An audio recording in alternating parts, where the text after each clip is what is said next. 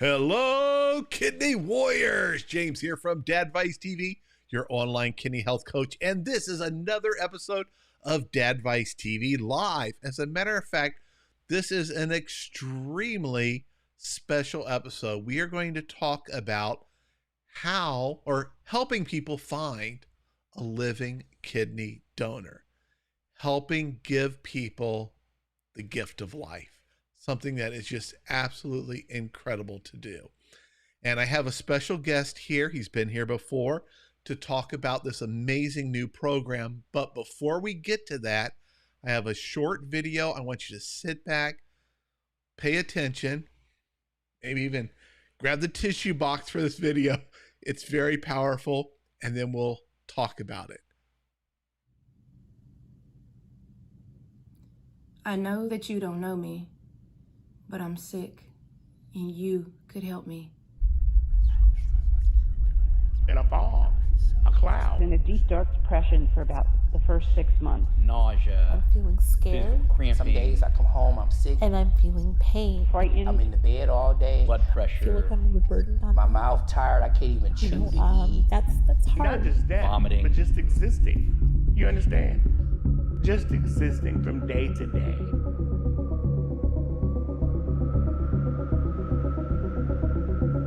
This is our wait list for a kidney transplant. About 90,000 people, and at the current rate, more than half of them will have died or will still be waiting for someone else to die 5 years from now. It's a pretty morbid thought, waiting for someone else to die so that they can live. But that's pretty much been our national strategy. And the problem is only getting worse. Here are deceased donor transplants per year since the 1990s, a significant increase from the opioid epidemic. And while multiple efforts in deceased donation are being made, all the things that you can think of, changing our system will help incrementally, but they will not solve the problem. not even close. But to help you understand, let's say someone dies.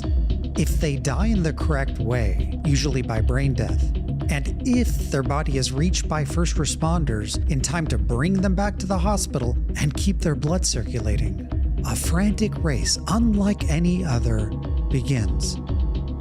The hospital contacts the local organ procurement organization, which sends a counselor to meet the next of kin. And if the patient is a registered donor, then the family will be informed. But otherwise, only with the family's permission will the OPO scramble to find a match. The transplant centers representing the top 10 potential recipients are alerted, and in order, each has an hour to either accept or reject the organ before the OPO continues down the list. If the organ is accepted by a transplant center, on a moment's notice, 2 patients, one as a backup, are rushed to the hospital, both who think this could finally be their lucky day. A final blood draw is done to verify the match, blowing another 2 to 3 hours. Of course, while all this is going on, the potential donor, who, by the way, is often in another state, could be crashing. Now they're rushed into surgery to save the organs. Or worse, our kidneys out of the body with no one yet to give it to. Please register to donate because deceased donation saves thousands of lives. And right now, it's our only option for most organs. But its inherent challenges are because it's unplanned, frequently happening in the middle of the night, often involving transit and plane flights, with kidneys on ice for up to 2 days, often leading to poorer outcomes. And of course, this is all overseen by a group of 56 organ procurement organizations, which can only do their job, again, if someone dies in the right way and they're found in time. And in comparison to all of this, the logistics of living donation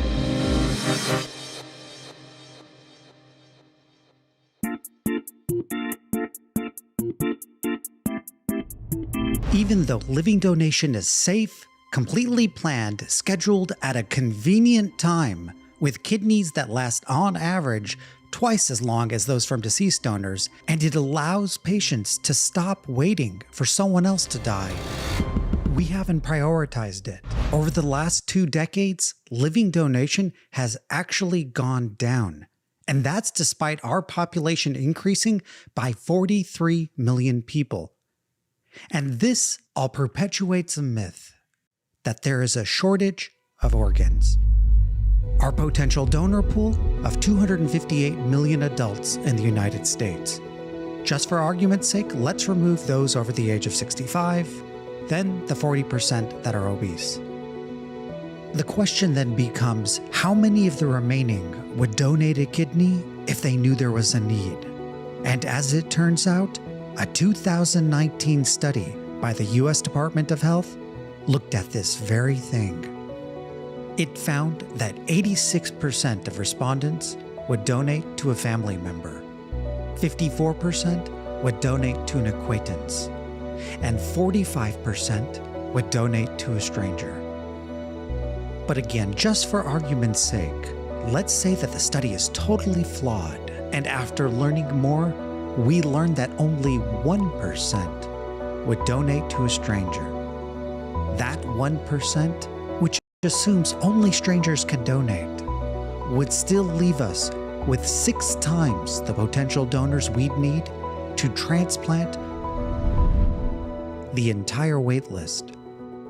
What this tells us is that there isn't a shortage of organs. There's a shortage of people who know there's a need. The last few weeks, I've been in and out of surgery. The problem is that the people in need don't have the ability to reach out to the people who would donate. And yet that's exactly what we expect of I them. can hardly breathe. I can hardly move. I can't even eat without losing my breath.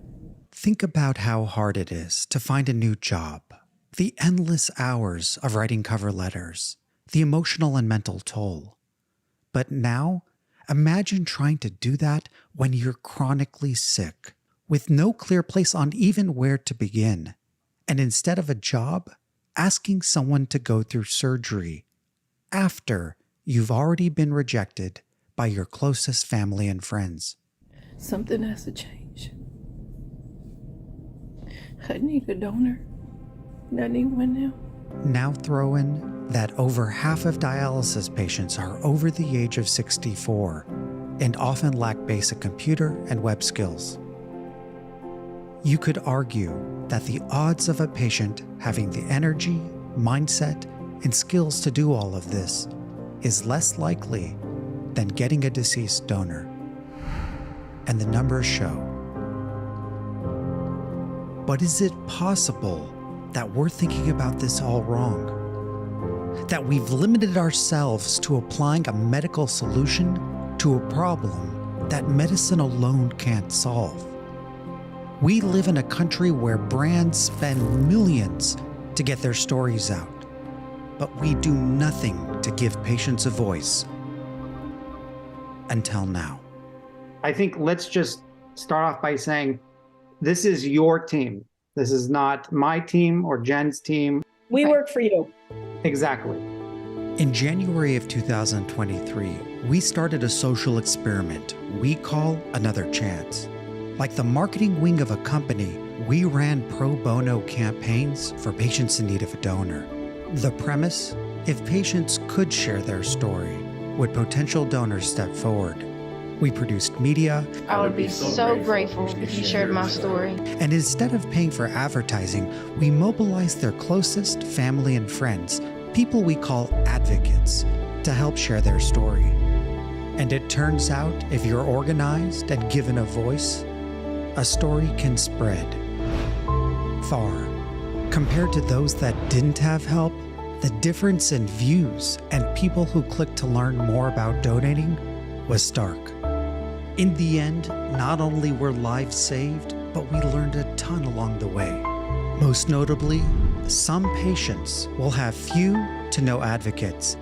So we built a system which allows people who don't know the person in need, who we call angel advocates, to share their story with a simple click once a week. And once that person is transplanted, we can then redistribute that support to other patients.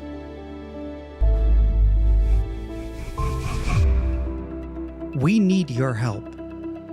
This year, we started a first-of-its-kind trial at ECU Medical Center in North Carolina. This won't happen overnight, but for the first time ever, we have the opportunity to usher in a new model. Which isn't predicated on waiting for someone else to die. We know that if made aware, people find the courage and heart to give the gift of life, even to a stranger. This is our chance to band together and use our collective voice, save the lives of those in need, and cut into the nation's waitlist like nothing ever has. Please join us and be an angel.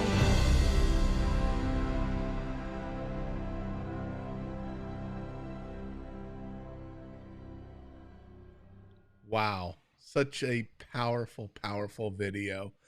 All right. I hope that got you all excited to learn more about this amazing program and how you can help be an angel for people out there looking for a kidney. And let's go ahead and talk to the man who brought this to my attention, the man behind it. It's his second visit.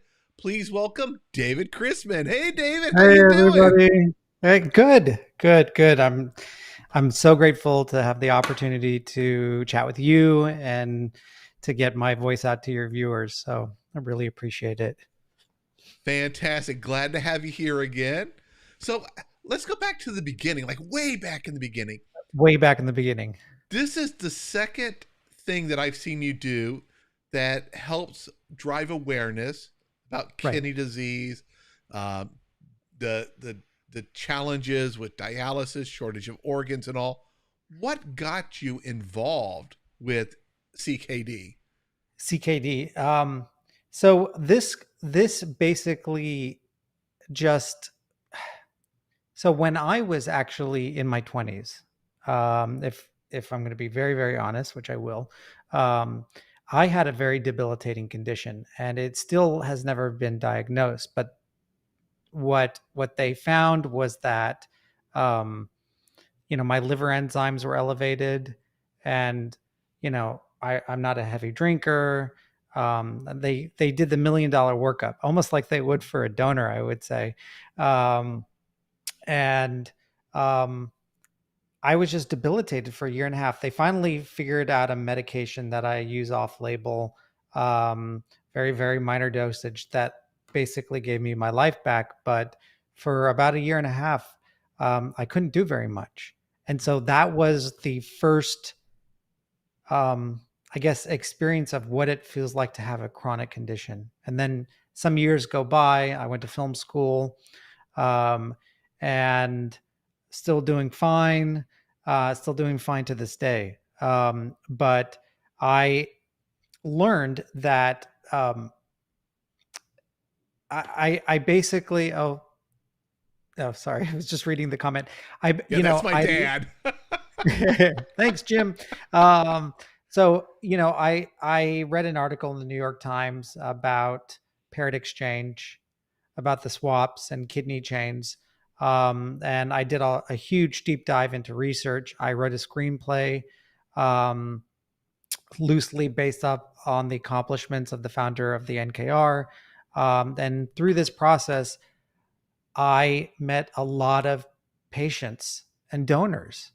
Mm-hmm. And with that background of knowing what it feels like not to have kidney failure, but to what it feels like to be chronically just sick, mm-hmm. It became a very, very personal thing. And the more I learned, the more I realized, that although I like the screenplay, there was a whole other story. And that's what I talked about on the previous show, which is getting access to transplant in the first place. And how the financial incentives in our country aren't aligned with getting the most patients transplanted. And I produced a podcast documentary series called The Great Social Experiment. And it basically shows that a along the whole continuum of care, no provider has an incentive to get the most patients transplanted, including transplant centers, financially. And I thought that was just crazy. And I thought, oh my God, this is a universal program in this country. It's largely taxpayer funded to keep people alive on dialysis and then ideally get them to transplant. We're just paying to keep people sick. Yeah. And I thought I needed to get some education out there and ideally do it in a way that was somewhat gripping. And so I produced the podcast series. While I was producing the podcast series, I think Harvey Meisel, who is the head of the Living Kidney Donor Network. Him and I had already become, friends. He mentored me on a lot of what I know today. And he wanted, when the pandemic started, he wanted to take the workshops that he did, right? Which is, he'd go to transplant centers and dialysis clinics and educate them on how they can find a living kidney donor if they don't have one already, right? And which you would, just by the numbers, you would assume that's the majority of people on the list. And so we produced this series, and then we did another one in Spanish because so many people with CKD and ESRD speak Spanish. And it basically opened my eyes to this whole world of how can we help people find living kidney donors. Because the truth is, if you talk to people who are living kidney donors, it seems to be almost as transformative as for them emotionally as it is physically for the recipient. Oh, yeah, I agree 100%. I've interviewed a few of them, and it's just amazing. And it really gives them a different outlook on life. Yep. And those that I've interviewed, they were positive people, and then they were just even more positive and enjoying life and being able to give that gift of life is so powerful. And it becomes very much part of their gospel, and they devote a lot of their lives and volunteering into spreading awareness that people can live a completely normal life with one kidney. And so I knew this. I knew that people who like this video showed, that people who are debilitated on dialysis, it is very, very difficult for them to get their story out there. I have found, just from talking to patients, that so many patients are just trying to get by to the next day, and to expect patients who are, just chronically sick, mentally depressed, who are just really, really, really, really struggling. Chatting with, you can find it at it's the Great Social Experiment.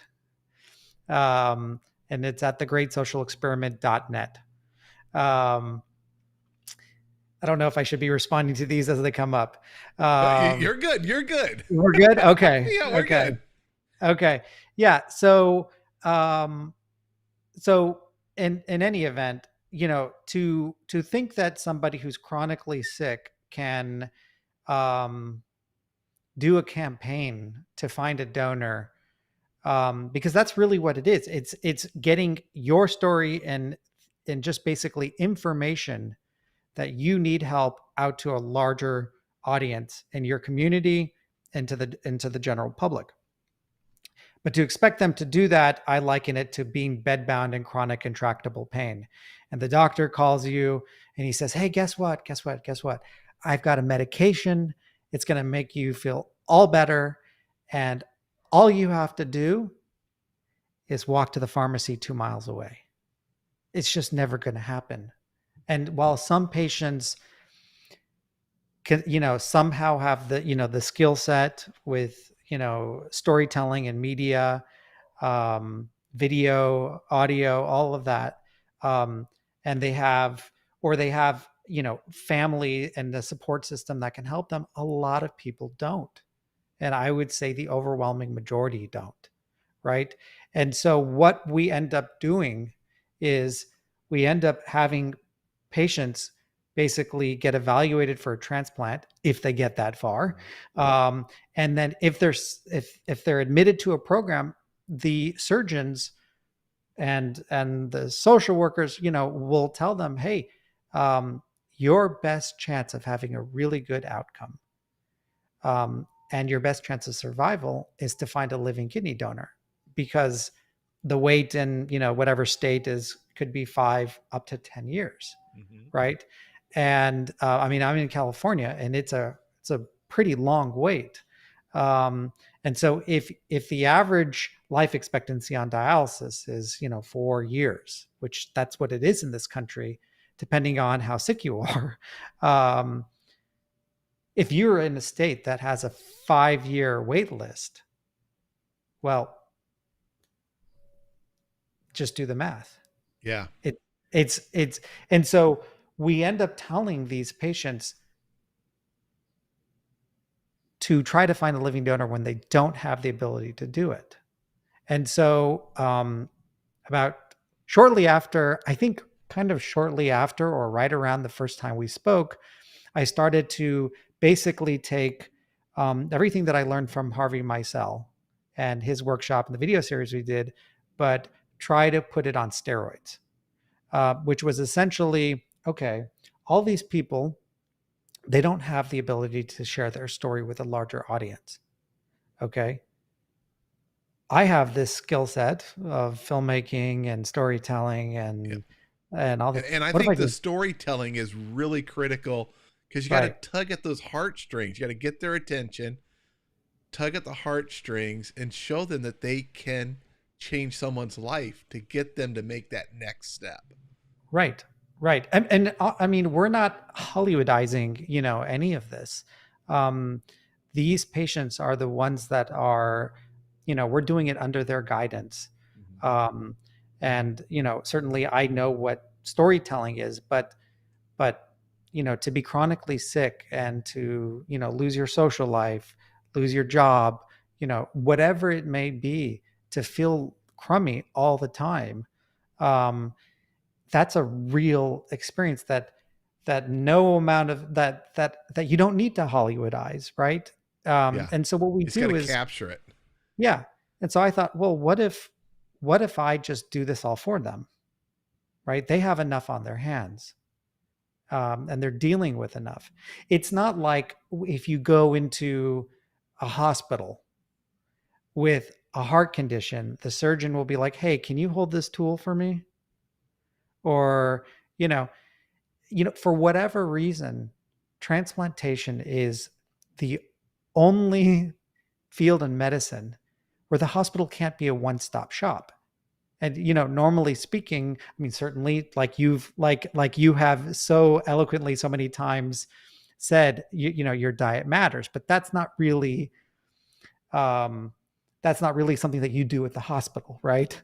Right. Everything's done for you, because they know very, very well that patients don't have the skill set and the capacity to do it. Right. And so why should transplant, getting a living donor be any different when it's a life and death situation? And so we started, and I say we, very, very early on, I recruited who she's become one of my close friends. Her name's Jen Benson. She has a wonderful organization called Transplant Journey for those who are at any point along the transplant process, pre-transplant, post-transplant, and all the other organ disciplines. And she basically not only helps people find like the lower wait times, but I think critically, she has support groups where patients can talk to their peers, to people who have been in their shoes. I have never had ESRD. I've never been on dialysis. And so while I can empathize and I understand what it could be like, I don't know,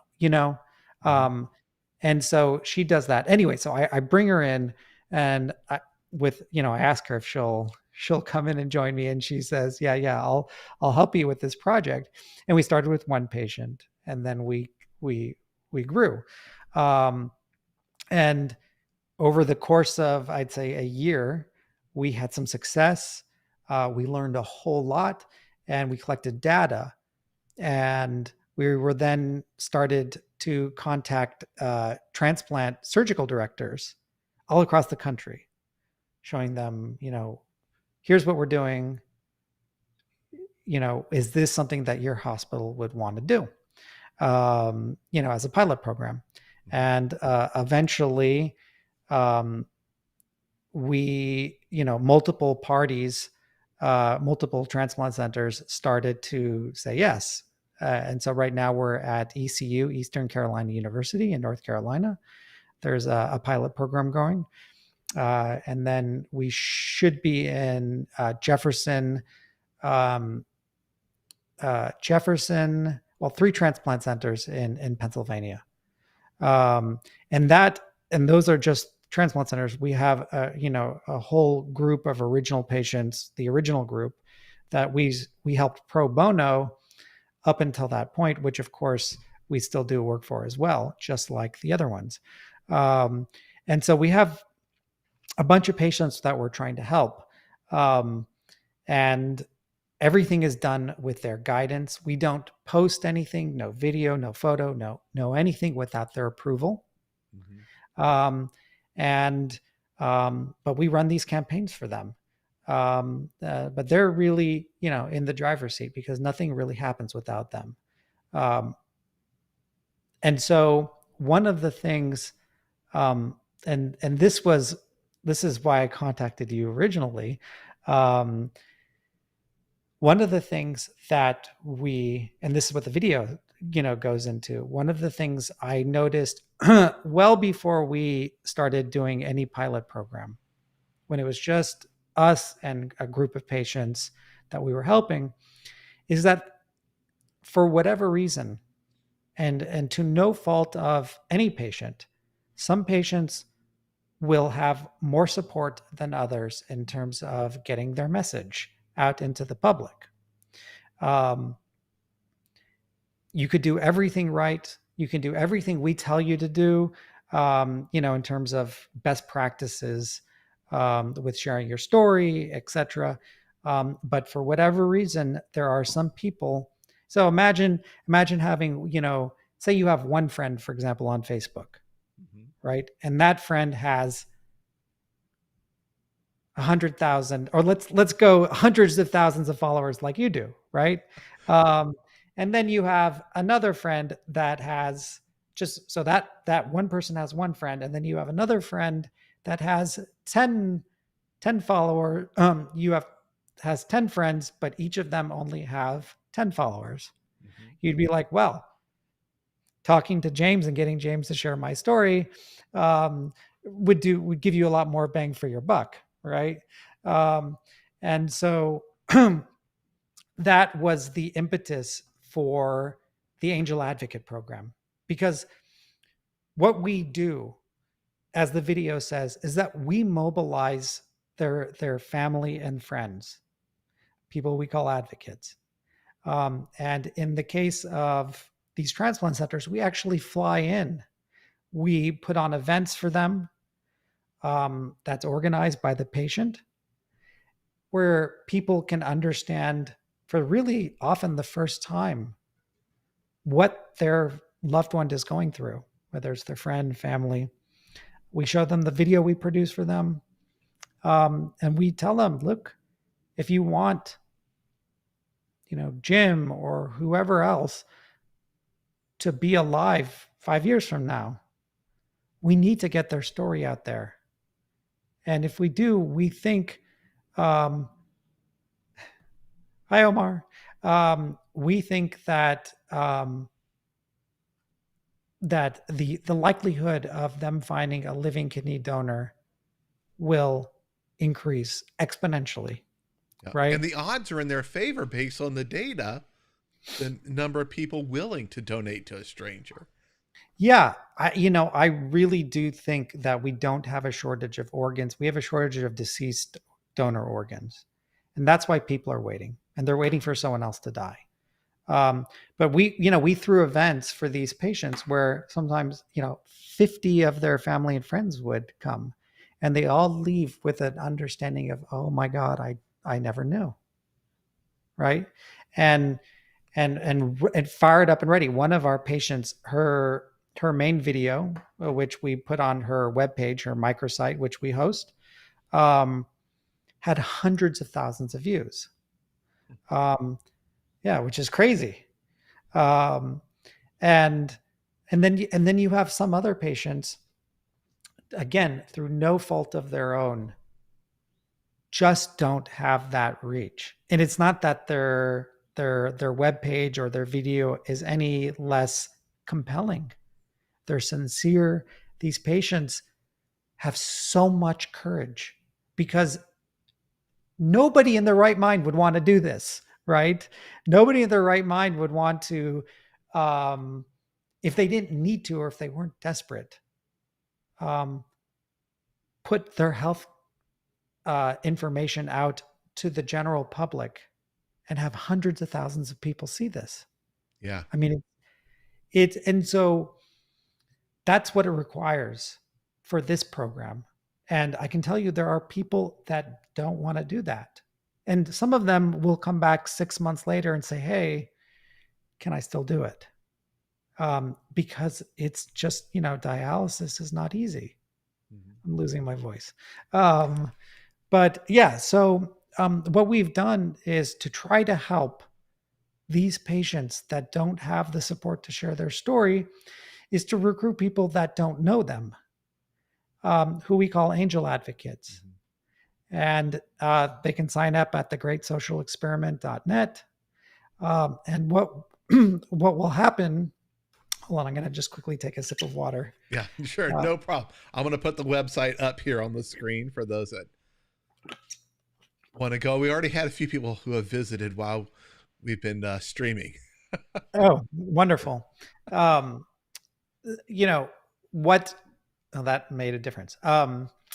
So, basically think about if this is my pitch to your viewers, which is think of all the shit we share online, right? On social media, most of it is, hilarious entertainment or, for some people it's politics. But in general, it's just a lot of it, including for myself, it's a bunch of garbage, right? Mm-hmm. This gives us the chance to actually save lives. You share a story and somebody that across the country, this is what happened to Harvey. Somebody that knew him, barely knew him across the country, shared it with one of his friends, and that friend who he did not know said, hey, I will be your donor. It's the power of, it's the power of the crowd. We've seen this in crowdfunding where people can get their bills paid or fundraise for a new product or whatever have you, if it's shared among people. Well, this is crowd sharing. And if people sign up, we will assign them to one patient who does not have the support to share their story. Right? So we're not going to waste anybody's time on somebody who we know is in all likelihood is going to get a transplant. They've got a bunch of people who've already contacted the transplant center who are getting evaluated, etc.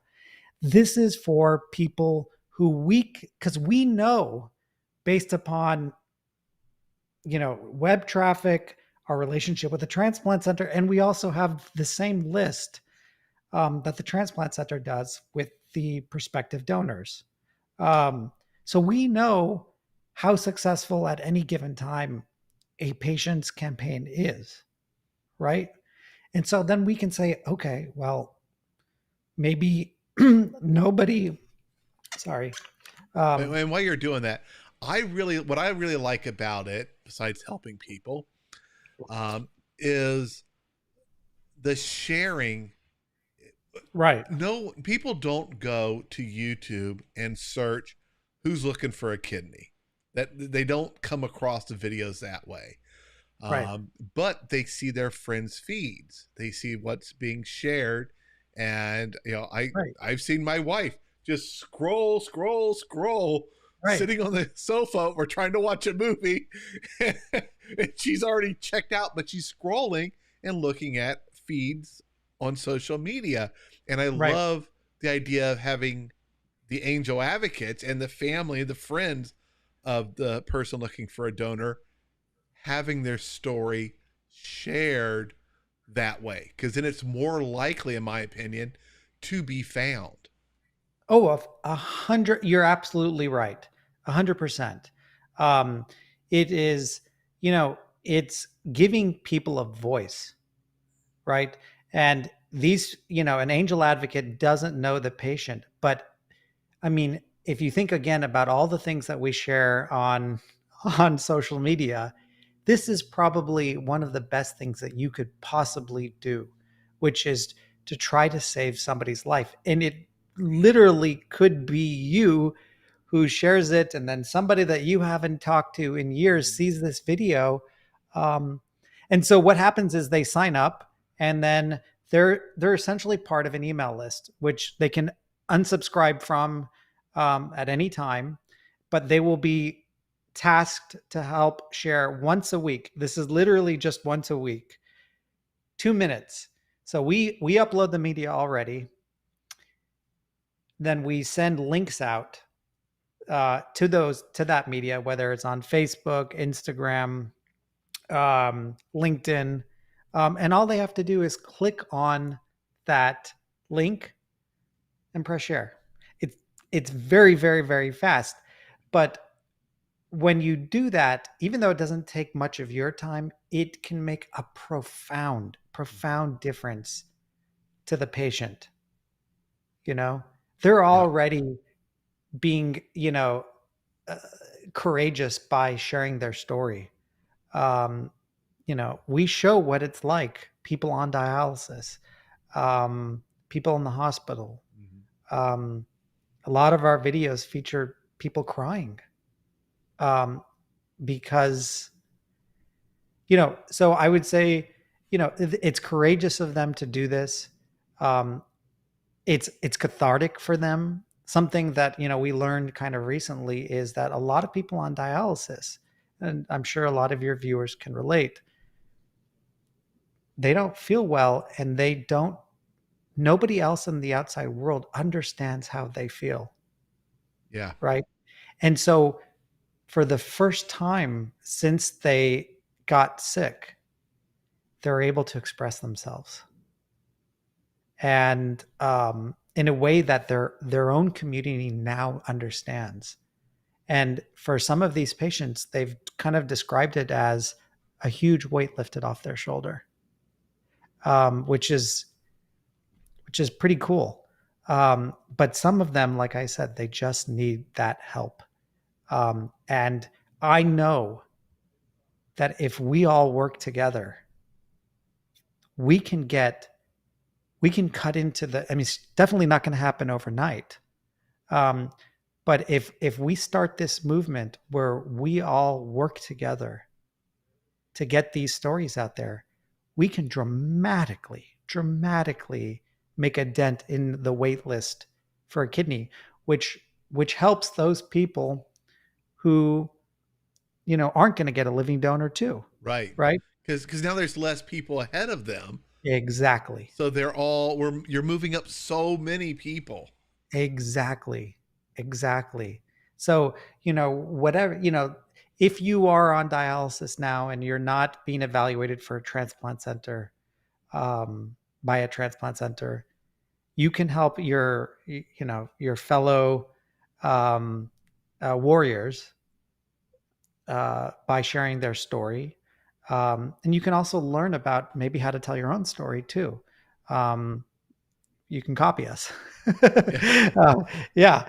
Right now we're only able to, just because we're a very, very small organization now in the pilot stage, we can only take on so many patients. But people, by the way, can go to the Great Social Experiment and get a free microsite, free t-shirts, so that they can get their own story out there. It's just that I can't make videos for 1,000 people on my own, unfortunately. But we offer at thegreatsocialexperiment.net free resources for anybody who wants it. And there's resources for transplantation, dialysis, Facebook groups, you name it, where people can learn. And I think part of it is just information, Yep. I have a couple questions. Sure. How is this funded? So right now, this is funded through grants, the pilot programs. The original group, which we still work with, is pro bono. I've never charged a patient a dime or a penny. Unfortunately, this disease is so debilitating that most people are unemployed. It's too hard on the body so often. And the time spent on dialysis is, 4 hours, 3 times a week at the minimum, right? If they're not doing PD overnight or doing home hemo. But even then, it's very, very difficult to hold down a job. And so a lot of patients just simply couldn't afford to do this. So it has to be funded by the healthcare system. And so right now, the goal is to show that this can work, to try to find these patients donors very fast, and show that the hospital that not only can this be a good outcome for your patients, but in all likelihood, if we do a good job and we get your patients living donors, you'll make money too. Whatever you're putting into the pot is going to, if you think about it, living kidney donor transplants, that's 2 surgeries instead of 1. Mm-hmm. There's an evaluation, which is like the $1 million workup, right? And then there's all this follow-up care as well. And that all goes into the healthcare system. It may not be in the transplant center, but you can be sure that, that every single patient and donors sometimes too, the routine follow-up care, right? Mm-hmm. In addition to all the follow-up care that ESRD patients have. So that brings in money. And then ultimately, what we want to do is get this funded under the Medicare cost reimbursement and private insurance. And to keep the cost low enough where hospitals want to do it, because that has been the largest hurdle to overcome, which is money, as you would expect, right? Yep. Now, we have a question here. Yep. Is this only available in the U.S. or is it available in Canada? So that's a great question. I think it's Arshia. We have talked to multiple doctors and surgeons in Canada. And in fact, the Angel Advocate program is already set up for Canada so that people in Canada can share stories of people in Canada. We don't have any patients in Canada simply because the hospitals, the doctors that we've talked to haven't jumped on it. I don't know why anybody wouldn't, because the hospitals, like I say, stand to make a fair amount of money from this. So many of them are nonprofits, and their mission is to give back in the form of free care. And this could, an investment in this could qualify for that, giving back to the community. I don't know. It's the only thing I could say that this is very new. This is the first time in the history of medicine something like this has been done. It, as I said, probably wouldn't have been possible 20 years ago. 20 years ago, people were posting on Craigslist, I need a kidney, right? They're still doing a lot of the same things, like wearing t-shirts. We give t-shirts out to up to 5 free t-shirts per patient. People still use billboards. They still use yard signs. They still write into the editor of their local paper. These are all things that, by the way, we do too when we try to get our patients' stories out there. But social media, which is probably the most efficient mechanism to share your story, it wasn't mature like it is today, right? The file sharing that we need so that we can help. So I'm in Los Angeles. Jen, my colleague, is in Connecticut, right? We need media. We need to supervise remote video shoots, right? These are large files. File sharing 20 years ago, it was much more challenging. So just the ability to video conferencing so that I can see with my own eyes, what the patient is, how the patient looks when they're saying what they're saying. These people are not professionals, unfortunately, right?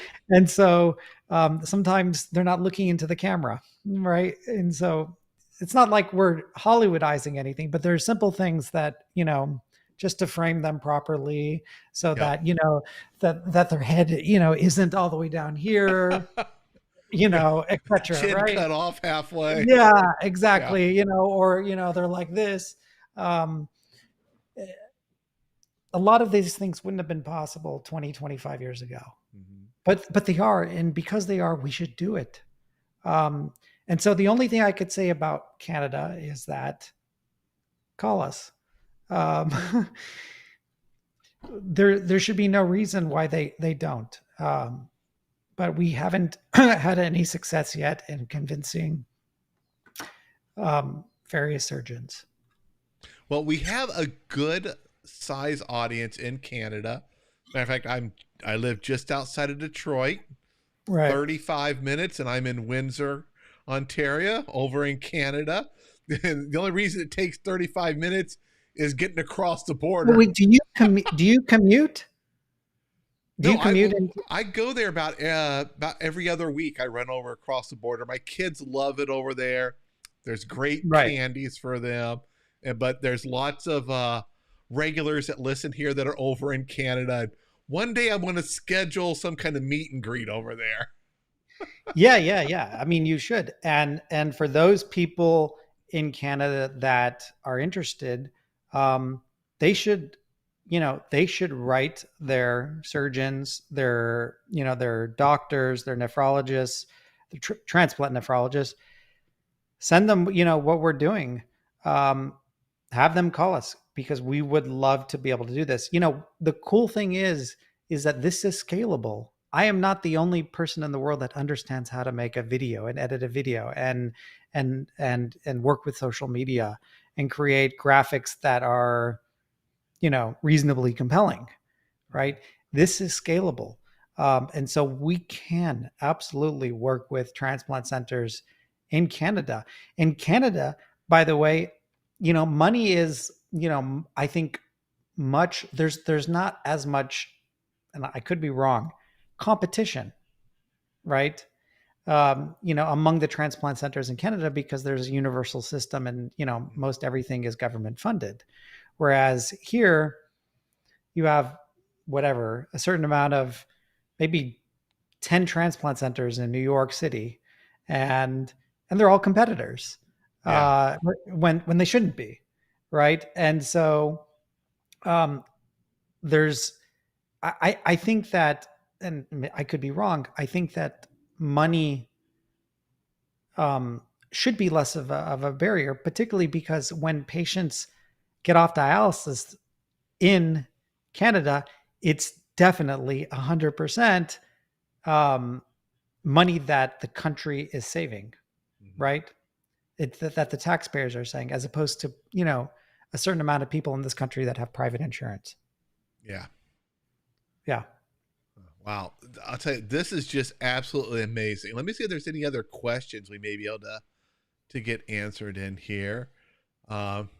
Few people they talked about they're on dialysis of one type or another.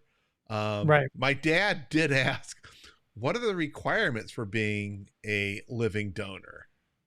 Right. Okay. So that's a wonderful question. And there is not a simple answer. In general, you have to be healthy. A doctor's first rule is to do no harm. So they are not going to take a kidney out of your body if they think that there will be any long-term repercussions to that, right? But with that said, there's like 250 transplant centers in the country, and they all have their own different requirements. So while some transplant centers might accept people who have a BMI of 35, others might not, right? There are some patients at the transplant centers that if you've had any kidney stones in the past, maybe they won't take you. Whereas other centers will be like, okay, well, what kind of kidney stones are there? Do they have, they'll basically, try to figure out, there's certain deal breakers usually. If you have active cancer right now, I'm not talking about like a minor, skin cancer, but like if you're on chemotherapy, no problem. Then, or if you have diabetes, I can imagine that a lot of transplant centers would be hesitant to take one of your kidneys. Anybody who's severely immunocompromised, but in general, each of these centers has their own criteria. And they also, by the way, for your listeners, they all have different criteria for recipients as well. Okay. And this is huge. Yeah. So a lot of patients, will go in, if they live, let's say in Detroit, I don't know how many transplant centers are there, but let's say there's 3 or 4, right? It very well may be that a patient is referred to a transplant center by their social worker at dialysis. And that social work, they go and get evaluated. The patient gets evaluated, and the transplant center says, I'm sorry, you're not a candidate because maybe you have a BMI of 35 or 36 or whatever, you're obese. And so they leave thinking, oh, I'm not a candidate for transplant. Whereas it's only that at that center. Exactly. It's only that transplant center. It could be that they walk down the street, get evaluated at another transplant center. They say, hey, we specialize in doing patients that are heavier, right? And this is absolutely true. So one of the things, I would say to a lot of patients is get a second opinion if you can, right? Sometimes get a third opinion. I know people that have not been admitted to 1, 2 transplant centers. They go to a third, then they get transplanted. So I think that's really, and again, this is all just information, right? It's that people aren't, in the same way we can spread somebody's story to get them transplanted by a living donor, it's just as important for recipients to get the right information. But, so often, why is, this doctor at this transplant center going to refer a patient to another transplant center that's a competitor? it's not necessarily malicious or anything like that. It just may not be on their mind, Yeah. right? They're trying to improve their program. They're trying to. So it's a challenge, and I think you have done such a good job trying to get experts to keep people off of dialysis, Yeah. and in a way that you have, and a lot of that is, I'm sure, I don't watch every episode, but it's what you eat. It's trying to it's make, what I eat. It's keep the blood pressure under control. It's a whole combination of things. right. And I can relate, even though I've never been on dialysis.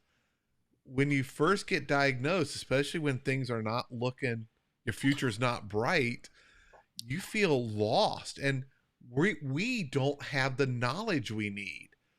No. And that's what led me to make this kind of my purpose. I was sitting there in the ICU and, decided, hey, I'm going to change things. I'm going to do what I can do to spread knowledge, because I got to learn. And that's the kind of person I am. I just get into it and I learn as much as possible. And I started sharing it. And now we're helping so many people. It's very similar to what you're doing. You're helping people share awareness. And once people learn about it, it's easy for them to take the next step and possibly save someone's life. It's And education and information. yeah, and I'm assuming even if it's not the person whose story they saw, if they go in, they get checked up, and they are considering being a donor, it may help somebody else. It's just this chain that's just helping so many. 100%.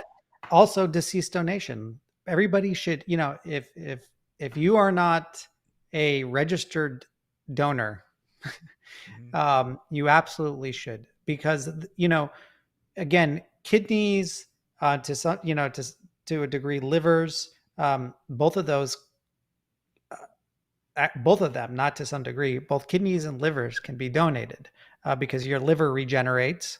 And so you can donate a portion of your liver and then it regenerates in both bodies, right?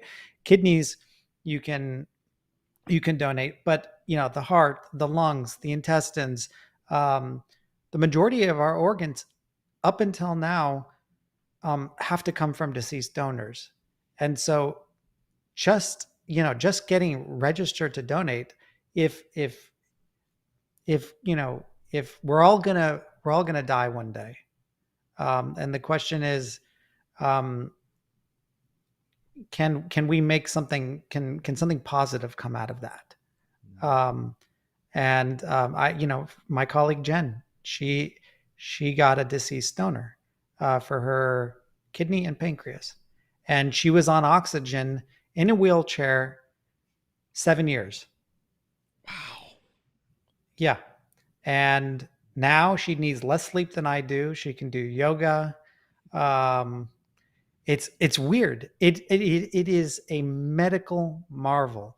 The fact that we can take a body part out of someone, whether they're deceased or alive, and put it into somebody else and have that immediate impact, that life-saving immediate impact, it's one of the biggest medical marvels of our time.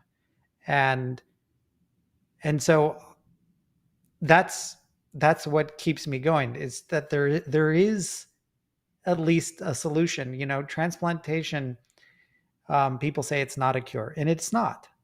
But it is light years better for dialysis than dialysis. Yep. You're having, one of the things I say, and it's not like medically, necessarily accurate, but let's say you get dialysis 3 times a week, right? That means you're literally, what would it be like for a normal person to hold their pee for 2 days straight? Imagine the pressure that puts on your bladder. You'd be like, oh my God, you'd be going out of your mind. Mm-hmm. Well, for so many patients on dialysis, that pressure isn't necessarily on the bladder. It's on all your other organs. Right. And, and so that and toxins. So if that's what dialysis is doing. It's removing that fluid. It's removing those toxins. And when you get a transplant, you've got an organ that's working full-time 24/7, right?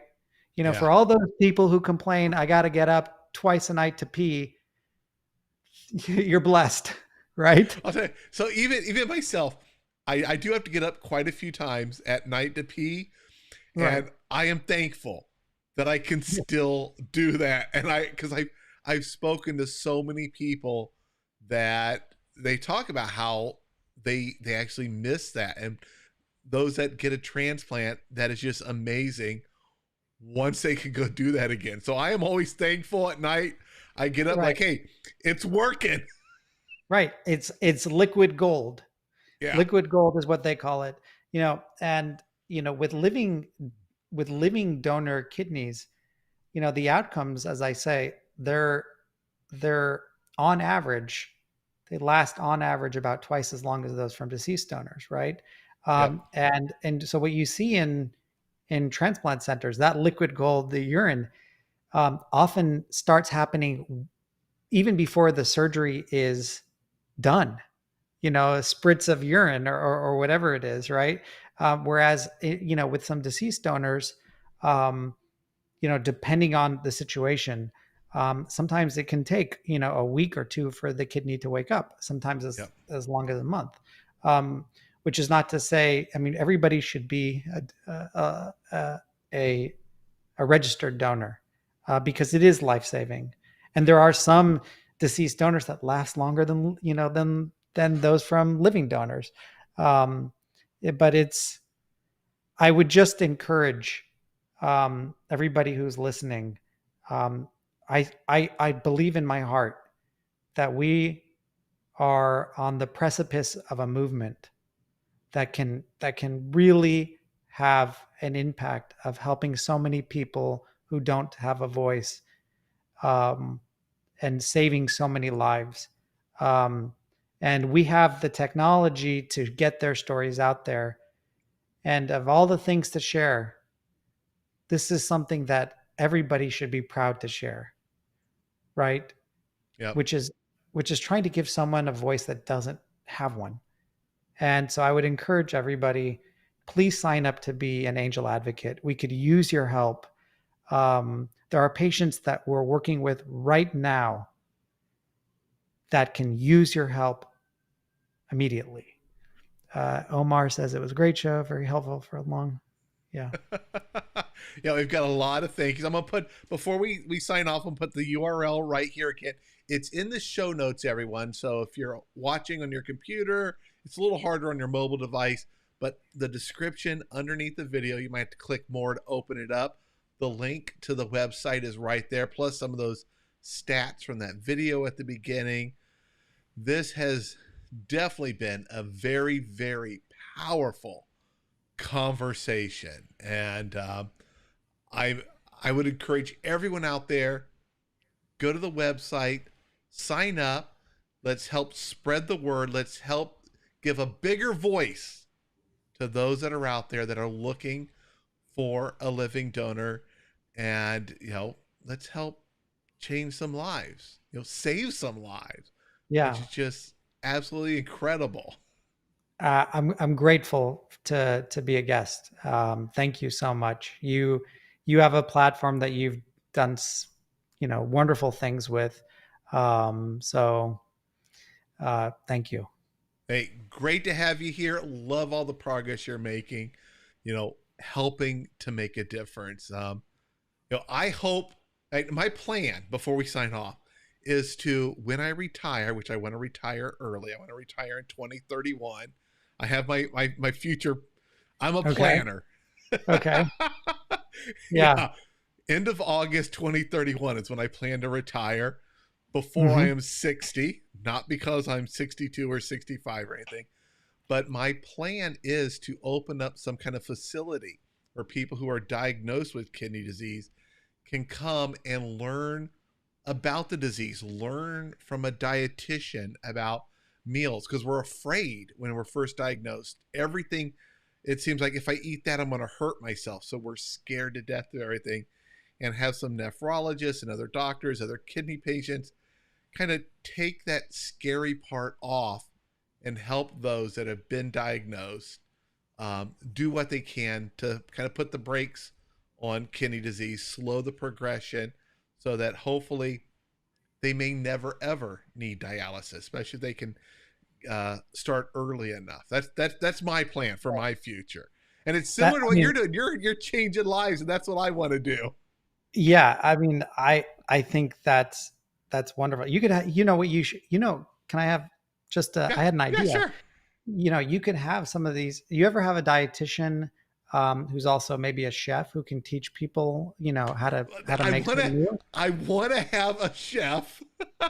Yeah, and I plan to do this, sadly, outside of the U.S.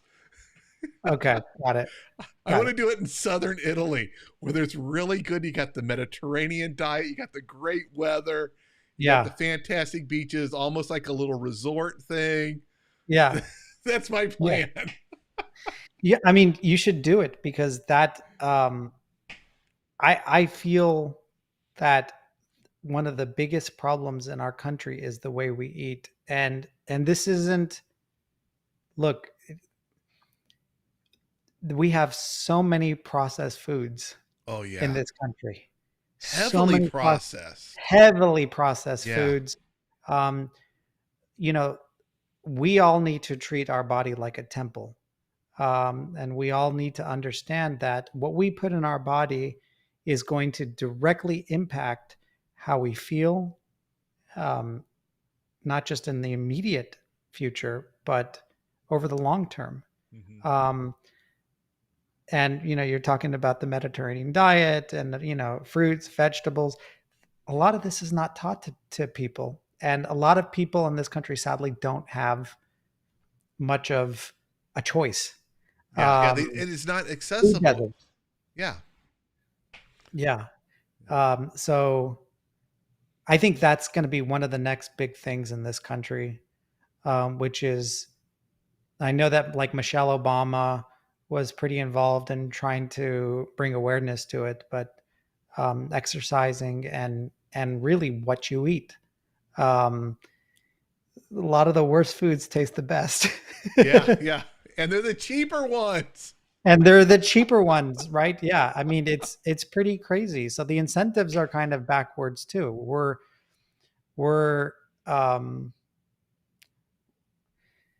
think about the amount of money, you know, even if the government, you know, invested resources into getting healthier foods into food deserts, the money that they would save in the long term from chronic disease, such as ESRD and CKD. Yep.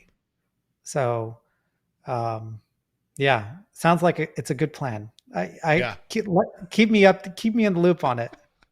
Well, I'll tell you, I started learning Italian. I'm practicing. I've got about 6 years. So Duolingo? 7 years.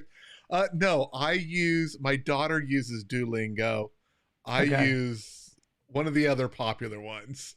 Okay. I can't remember what it is. Babbel. Yeah, Babbel. Okay. Right. But it's not easy, because when you stop, if you don't use it with others, you know, it's easy to lose. You have to immerse yourself there. You have to move there. It's not going to happen. Well, I have found people in Fiverr that I can pay to do like a half-hour conversation. Oh, okay. Yeah. Right. Yeah. So that's helpful. Yeah.